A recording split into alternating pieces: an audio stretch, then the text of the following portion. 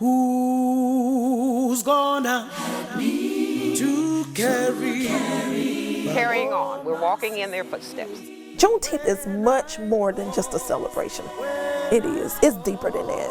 A celebration of freedom.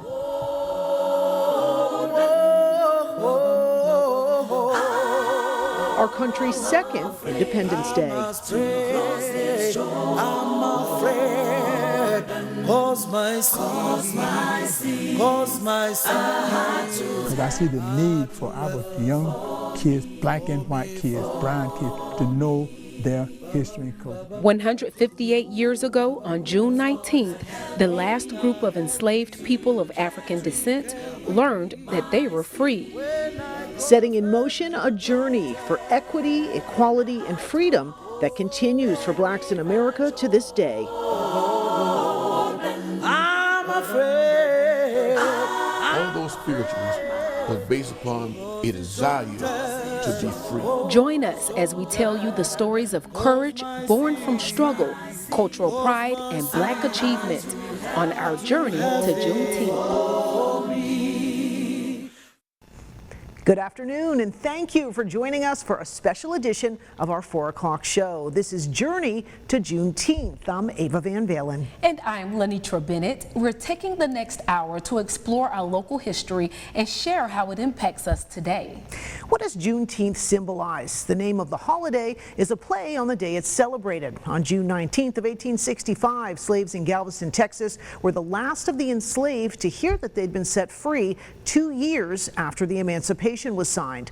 Florida, however, has its own holiday, Emancipation Day. Before heading to Texas, Union Army leaders stopped here in Tallahassee on May 20th, just 11 days after the Civil War. On the steps of the Knott House, they read the Emancipation Proclamation aloud. That same moment is revisited every year with a special reading. Local historian Alphamise Barnes says it's critical that we share history in the right way. This was an important day in Florida when over 60,000 enslaved people, African people, were freed from slavery. And so our early ancestors celebrated. With their newfound freedoms, Black Floridians began to set their sights on education, owning their own land, and finding loved ones that they were separated from. Many continue to celebrate the day that their ancestors were set free at home, hosting parades, singing songs, and sharing a meal. One celebration in particular right here in Tallahassee has been going on for more than 150 years. First starting at Gun Pond for 58 years before moving to its current location off Centerville Road, a place of deep roots, traditions, and family ties.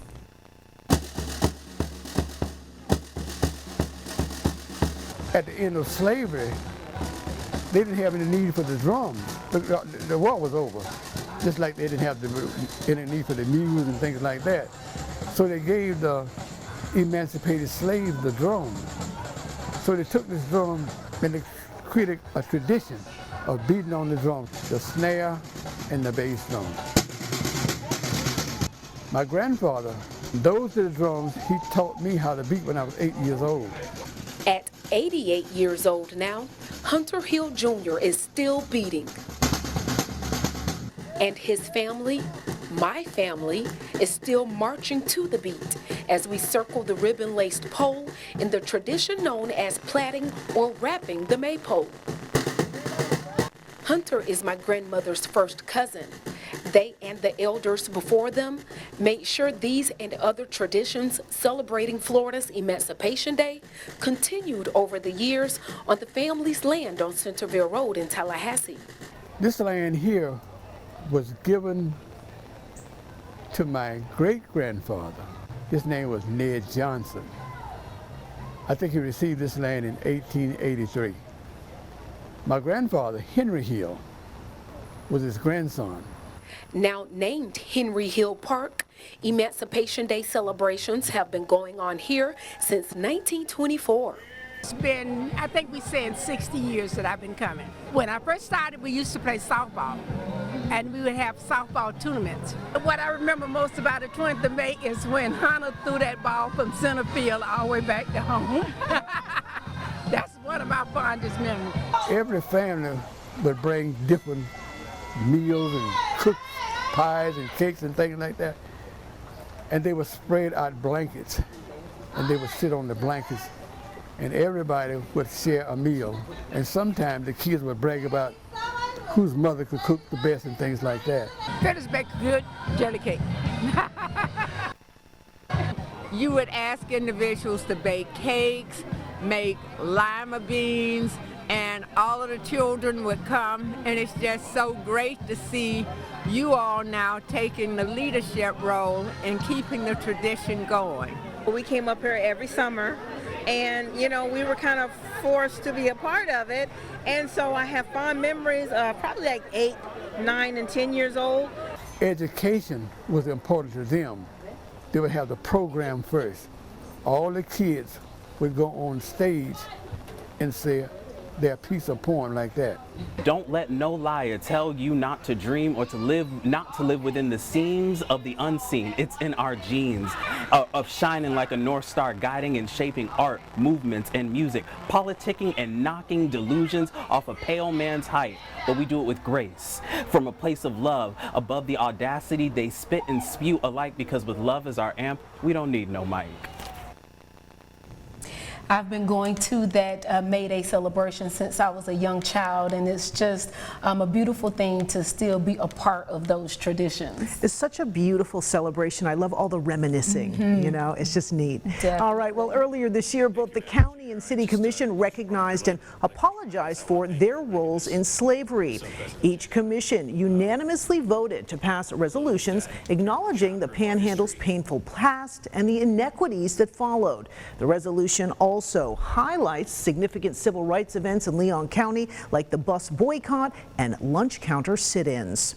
And as many of those formerly enslaved found their way, education became a pillar in the community. The one-room schoolhouses became their safe haven to seek knowledge about the new world. During this time, at least 52 schoolhouses popped up across Leon County, and today only 4 remain. One of them is now set to get a much-awaited facelift. A months-long restoration of the Rainey Schoolhouse off Centerville Road is just about finished. And as Jacob Murphy tells us, this project is about protecting an institution created by and for former slaves. Restoring a legacy, one screw at a time. Rainey is intertwined into the history of Leon County and Tallahassee. Kathy White is program chair of the restoration of Rainey Schoolhouse and a proud member of neighboring St. Peter Primitive Baptist Church. I graduated from Rainey, my entire family. Rainey has graduated thousands and thousands of African American students. And so just to see this come back to life is extremely exciting, not only for me and the members here, but the entire community. The church received a historical preservation grant from the state 3 years ago. Work began this past January. A new roof, siding, and windows, along with a fresh coat of paint and new entrance ramps and stairs. A far cry from what it looked like before. The school was an outgrowth of what was in the church. St. Peter's pastor, Doc Ward, thrilled at the transformation. It is an intricate part of the community as a resource. Rainey, now a shining beacon, a tribute to the generations who learned inside its historic walls. We're carrying on. We're walking in their footsteps.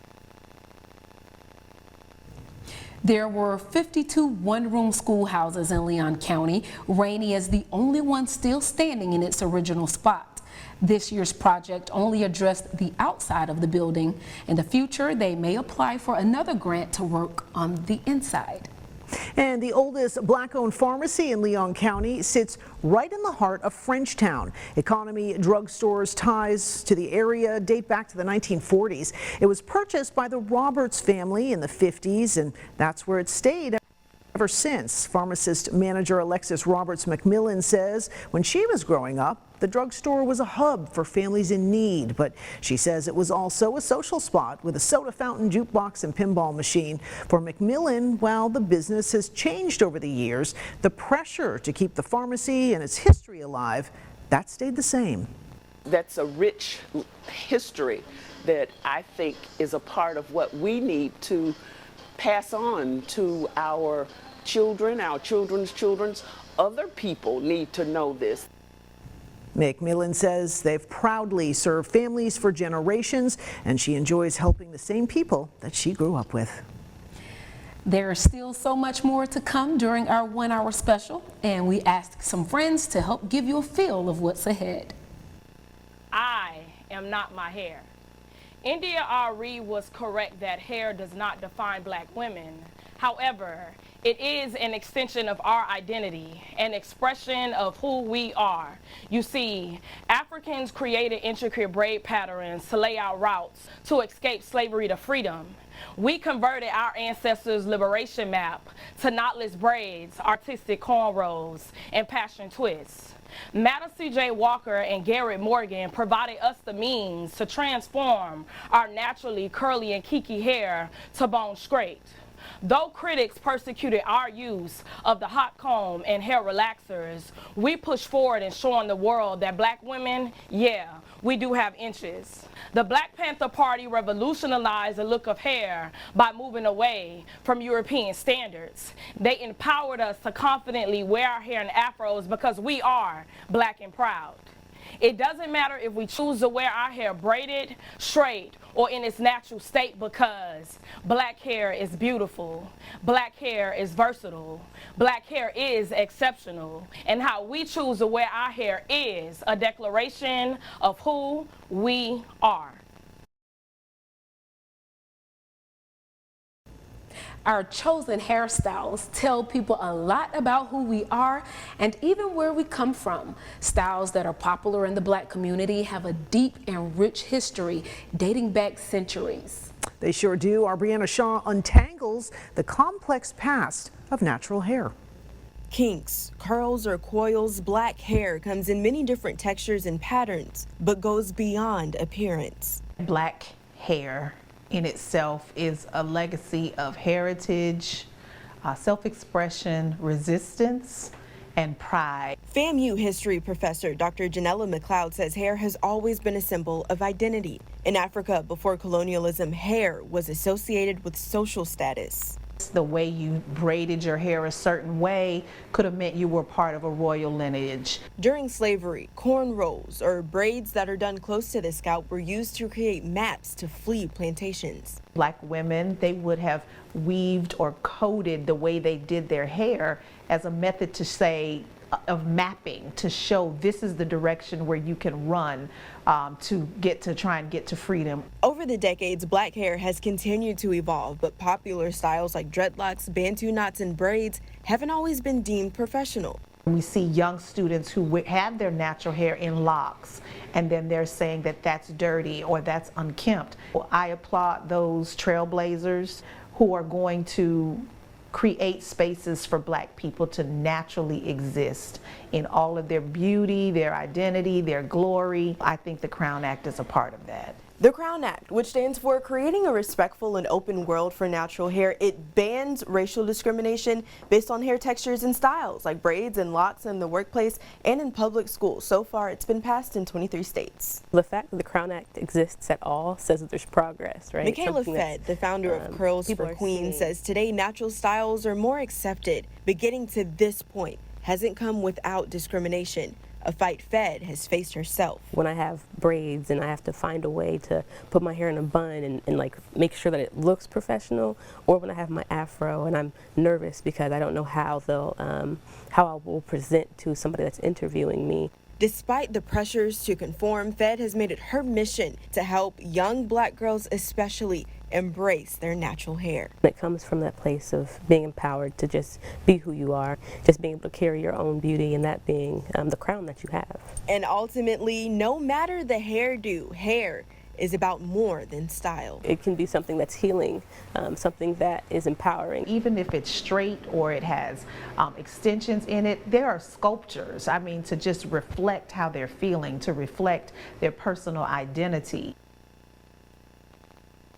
Very interesting conversation. And you know, natural hair, it's just a celebration of our natural beauty, no matter who you are. Indeed it is. I changed my hair to a natural hairstyle about 2 years ago. And I must say that I got a lot of great feedback because it is something you can get nervous about as far as how you're perceived. Absolutely. But I was welcomed, got a lot of great feedback from our viewers, and I'm very grateful for that. And it looks beautiful. So thank you. All right, we're going to be right back.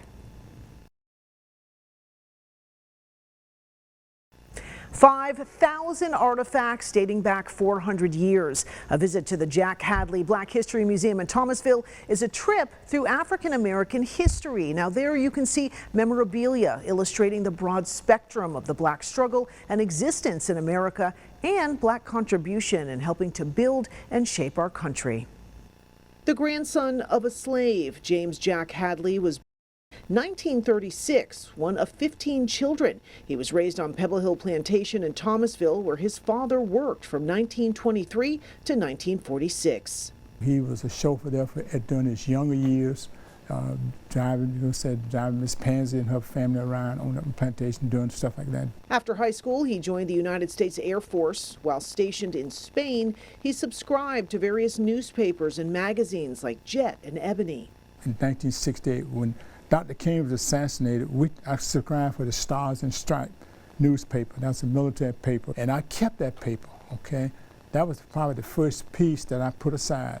Back in Thomasville in the mid-'80s, Mr. Hadley had his first exhibit of African-American artifacts and memorabilia at the Providence Missionary Baptist Church. His collection grew, and in 1995, he founded the Jack Hadley Black History Museum, which opened in its current location, the former Douglas High School, in 2006. His vast collection traces Black American history from pre-slavery to the present. Among the thousands and thousands of exhibits you can find ones on Dr. Martin Luther King, blacks in the military, and black women. Each exhibit a precious piece of history, and none more so than the bullhorn that Mr. Hadley's grandfather used to call the slaves in from Pebble Hill Plantation for over 40 years.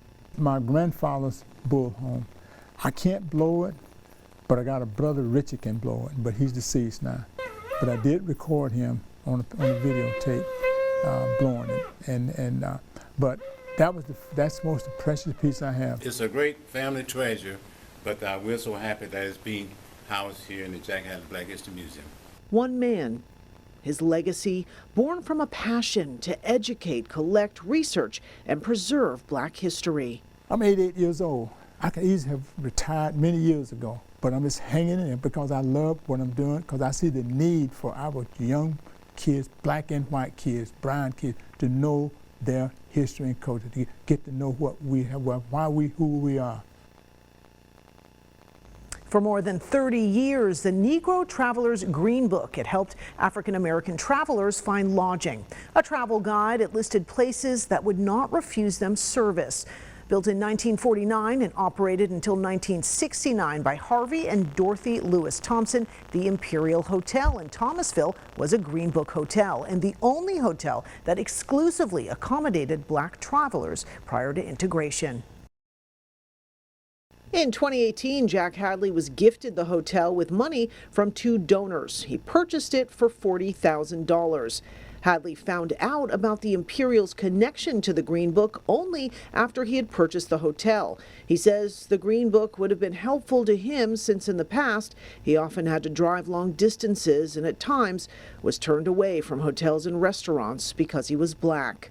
In November of 2022, the hotel's restored neon sign was lit for the first time since 1969. The intent is to name the hotel lot the Jack Hadley Yards, and it will include the new Jack Hadley Black History Museum, the hotel, a library, and the Shotgun House, which may be used as a rental space. Daniel Pittman is the executive director of the Jack Hadley Black History Museum, and he says the new complex is going to be a place to celebrate and preserve African American history. The Jack Hadley Black History Museum has been a staple in our community since 2006 when Mr. Hadley opened at the Douglas complex. And being right here next to the Imperial Hotel and the shop, historic, structures for African American history right next door to a brand new African American History Museum featuring the collection of Mr. Hadley's is something that's going to be so special.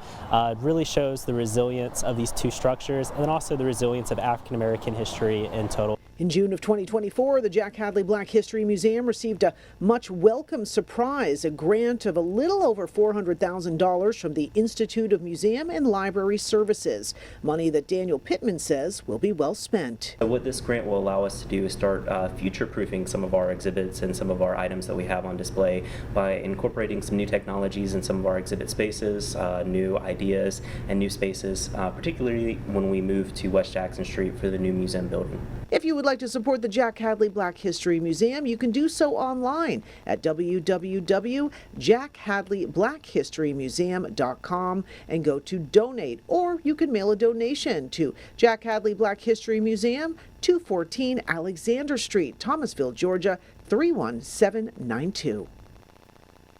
Trying to find truth to our history. The annual Juneteenth celebration in Thomasville not only honors the enslaved that came before us and their freedom, but it focuses on unlocking the shackles that bind our community to this day. Usha Dent's Foundation hosts the annual Juneteenth celebration in Thomasville, and I got a chance to sit down with her to talk about the event and its importance in the community.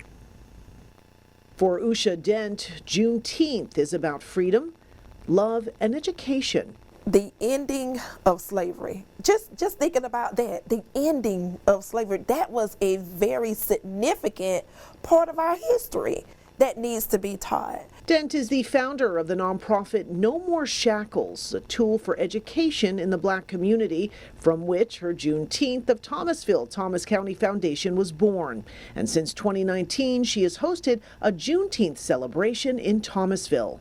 This year, our theme is Juneteenth Truth. The truth shall set us free.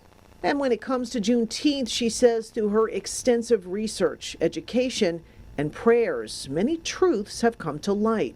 God spoke to me and said, you know, we are physically free. We're not in shackles. We're not physically in bondage. However, many of us are enslaved with our mindsets, mental health, financial, career, professional, and personal development. That's why Thomasville's Juneteenth celebration is not only about family fun. There are community organizations providing resources and services, a job fair, educational talks, discussions about African American history, voting information, a health and wellness fair, and so much more. Why not bring, those resources to the festival so that people can gain access and learn more about things that could help them get out of those, that captivity, those bondages. A festival that welcomes people of all different ethnicities and diverse backgrounds to learn about African American achievements and the journey to freedom and equality. Another goal or another part of Juneteenth for me is the unity part, to break these racial barriers that we have. A community coming together to honor that journey that started in 1865 and continues today. No one is free until everyone is free. How can we enjoy freedom when we know our brothers and sisters next door or in another state are enslaved? Juneteenth is much more than just a celebration. It is. It's deeper than that. It's deeper. Y'all, my granny put her soul in dishes. Unconditioned, none misses, without measurements, just heapings of love. She'd take chicken, ancestor clean it, amen, and ashe trim the fat from its pits, leaving just enough lipids to leave our mouths greasy. And then she'd season it with secrets told and spells unbound. She'd put chicken in a pot to brown close to the tint of my skin, y'all, the smell of onions. A few pieces of chopped pepper and garlic had us unhinged in that house. But we wait patiently for the water to boil the chicken down ripe enough for the rice grains to be added. And while she was at it, she would sing deep from her soul, a charge to keep. She has while she wades in the water and while she's following the drinking gourd, while I'm ready to dip my gourd into that pot and sink my teeth into a slice of something sweet. But Granny, she just smiled at me. displaying that single gold tooth, letting me know that there was truth in patience. Y'all, my granny put her soul in dishes. All right, we have a special treat for you guys. I am inside of Keisha's kitchen, talking to the owner of Keisha's Kitchen, Keisha Dodell.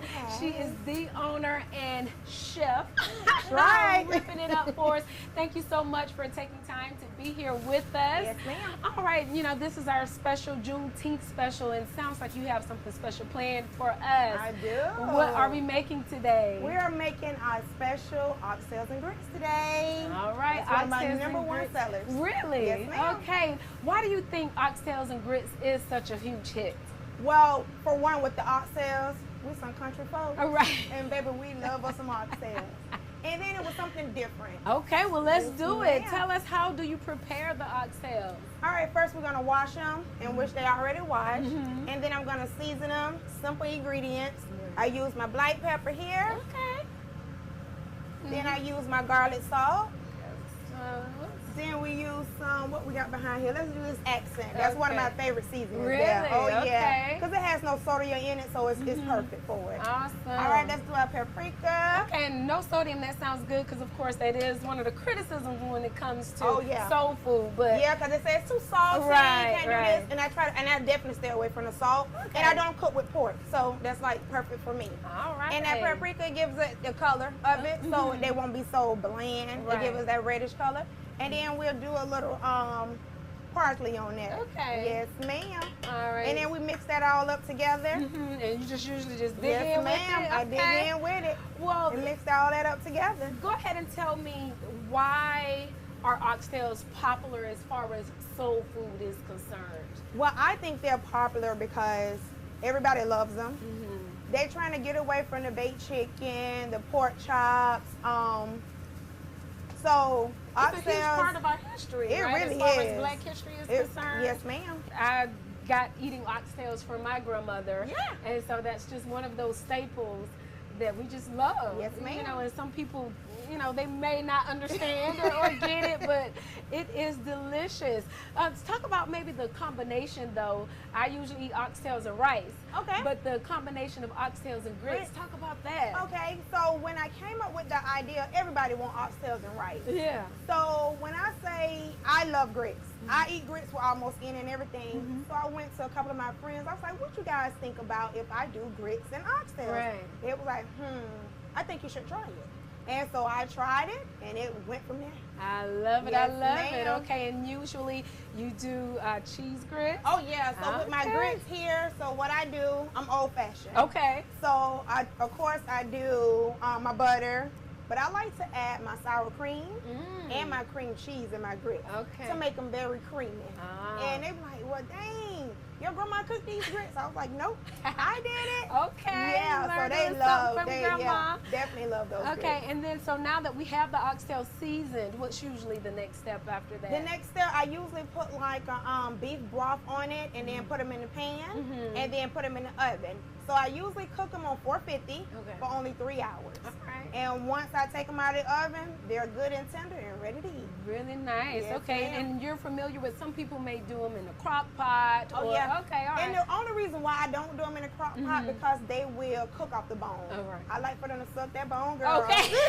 All right. Get it clean. Yes, ma'am. Yes, yes, yes. Yes. All righty then, that is awesome. Well, I guess we'll go ahead and, you know, pull a line and see what we got with Yes, our finished ma'am. product. So Let's see what we once got you here. take them out of the oven, and you said only 3 hours, that Only is 3 hours, awesome. girl. Because sometimes it can take all day and night. It can. All right. Yes, Oh, ma'am. yeah. Looking good. Uh-huh. Yes, ma'am.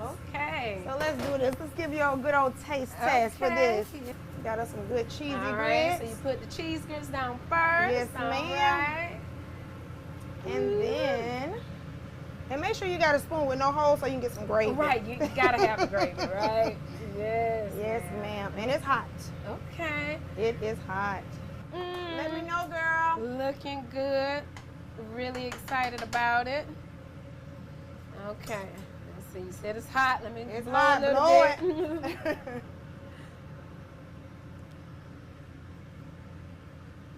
Delicious. Thank you. Yes, the seasoning. Yes. Have you ever had oxtails and grits? No, I have not. No, I usually, like I said, always eat them just oxtails and rice. You know, gotta have some collard greens and cornbread on the side. But I love this concept of oxtails and grits.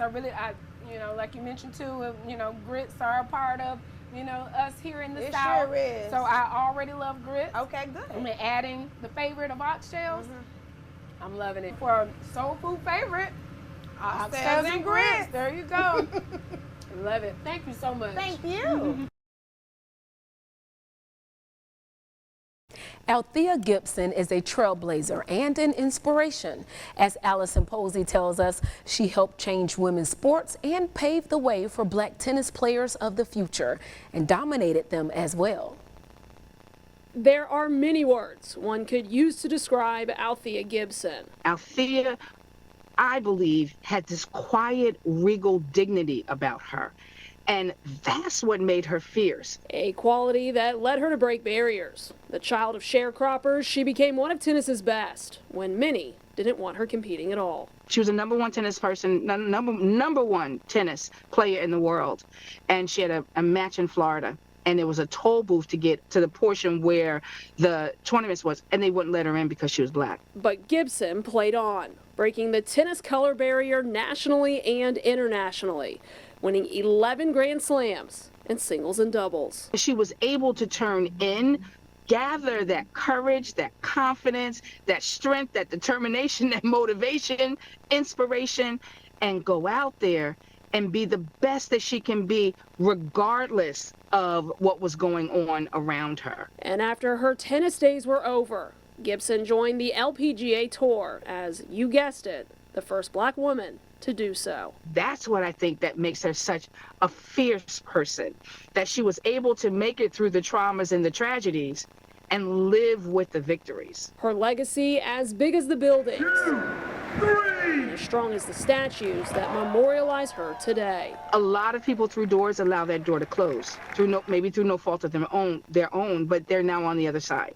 Althea provided a pathway to leave that door open, showing others what they are capable of. She wanted to make everyone's lives better, and that's what she lived to do. Which perhaps is the greatest legacy of all. In Tallahassee, Allison Posey, WCTV Sports. Althea shined outside of the sports world too. She sang, releasing an album, played the saxophone, and appeared in television shows and movies. We write these poems and sing this song to help you move along your treacherous path. It's a charge to keep we have. Oh yeah, an usher rushing you to your seat, hand you a fan to fight the heat, foot stumping on the wood floor to keep the beat. A seasoned deacon speaking in the background as his wisdom had a sound. This is it, no tempo switch, no microphone, just a deep southern tone. An elder in the front pew humming, the choir coming down the aisle, marching and clapping with style, singing, Lord, don't move my mountain, but give me the strength to climb. And I thank you for giving me the gift to rhyme. Lord, I'm singing deep, glory, hallelujah, on how I got over. Swing low, sweet chariot, or follow me, oh thy great Jehovah, as I wade through the wall to get it closer to the altar, and the energy is building, the spirit is moving between the men, women, and children, the congregation is clapping, dancing and singing. That's the power of Negro spirituals and the energy they be bringing, but y'all don't hear me though, y'all don't feel my flow.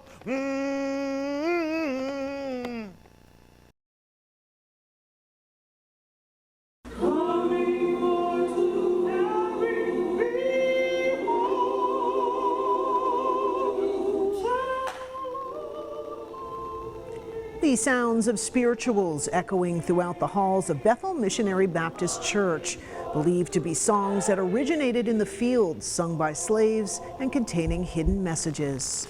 These songs, rooted in tradition, entangled in different melodies, different lyrics, and different variations, changed based on the memory or need of the current circumstance. And today we remember these spirituals as a place where our nation once stood and a melodic marker of history. Our Madison Glazer has the story. Songs, enslaved songs are spirituals.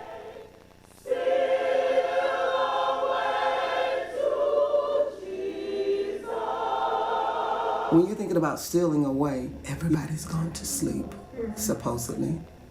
The individual that was going to be picked up by the Underground Railroad understands that it's just them or him or her, and they're moving quietly through the night without disturbing, without anyone being knowledgeable about it. It kept them strong. It kept them upbeat and optimistic in a time when you'd be pessimistic, negative, and paranoid. But those spirituals empowered them, encouraged them, and elevated their faith. Had not been the history of these spirituals, I mean, I don't believe the enslaved people would have been able to maintain their sanity, their strength, and a spirit of faith.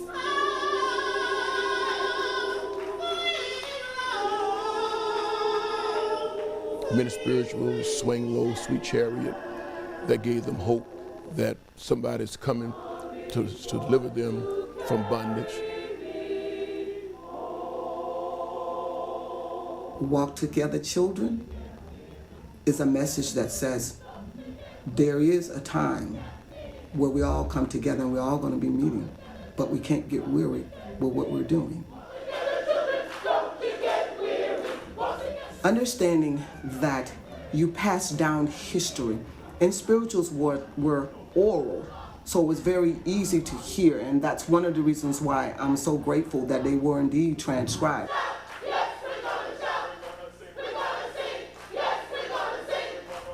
All those spirituals was based upon a desire to be free, a desire to be whole, a desire to see ourselves becoming entrepreneurs, becoming educators in the midst of the most trying and horrible time that any person can be involved in, to be bound to slavery, where you don't even know your real name.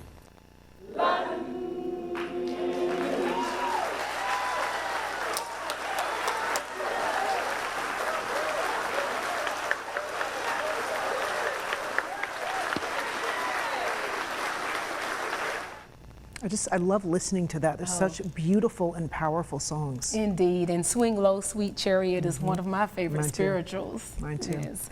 Wow, and an important mark in our journey to Juneteenth is highlighting the visionary leaders who fought for equality.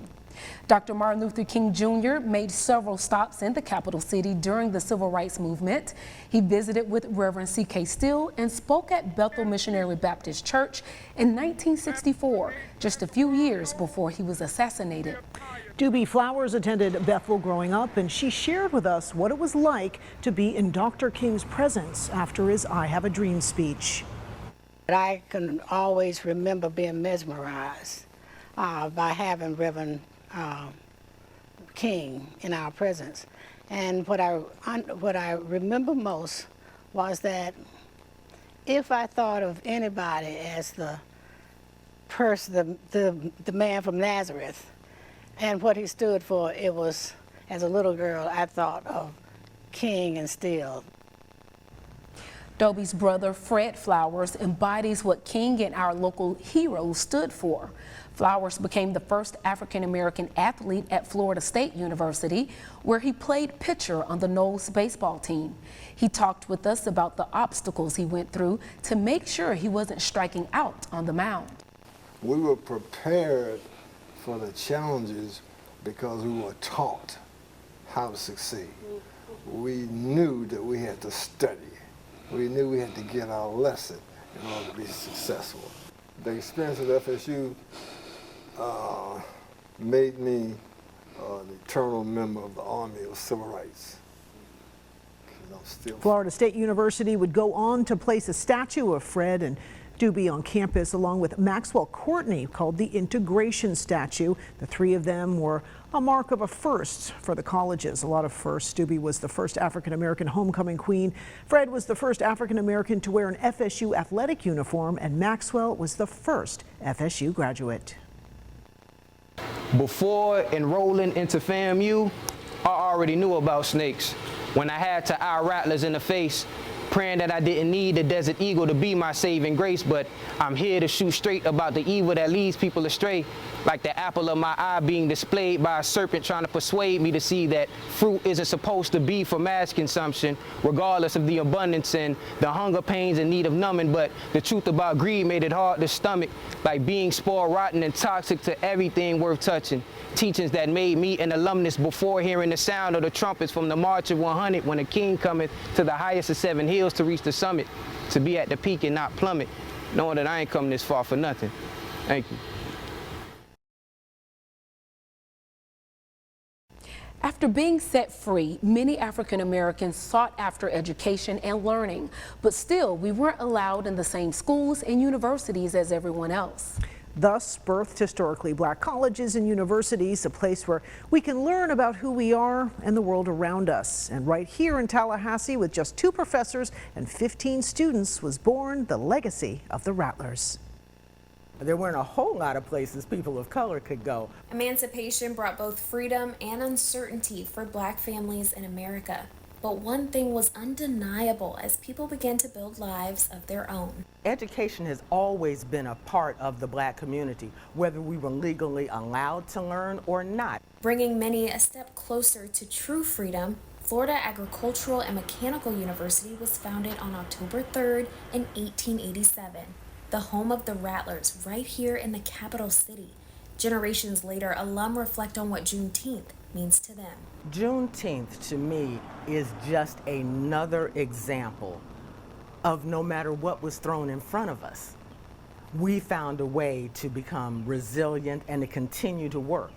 And what better way to remember and show just how strong, just how powerful our divine ancestors were than through the Divine Nine. And just imagine that we've been existing for 116 years. Just imagine that the foresight that they had back in 1908 to think of trying to be of service to organizations based on what was going on in the country back then. 9 black Greek letters born out of a need for solidarity and empowerment for black students. A nod to those who came before us. It's who we are. It's an expression of everything that we represent. It goes back all the way to our roots. You could go to our ancestors. From the first and the finest, established in 1908, and the bold, dedicated ducks in 1913, to the big dogs of purple and gold. Whatever walk of life you come from, the brotherhood brings everyone together, and that's the beauty of it.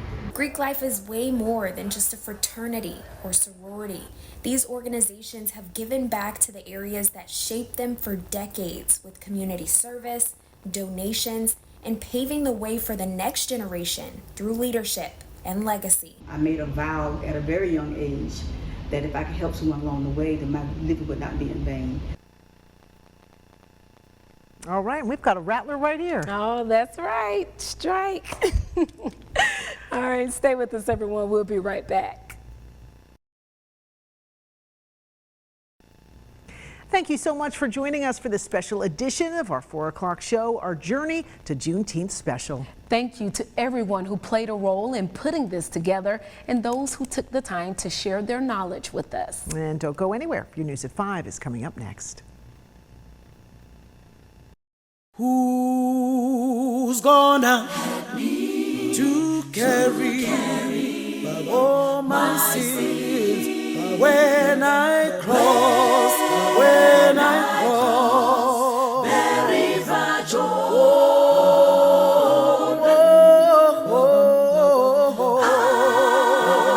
I'm afraid, I'm afraid,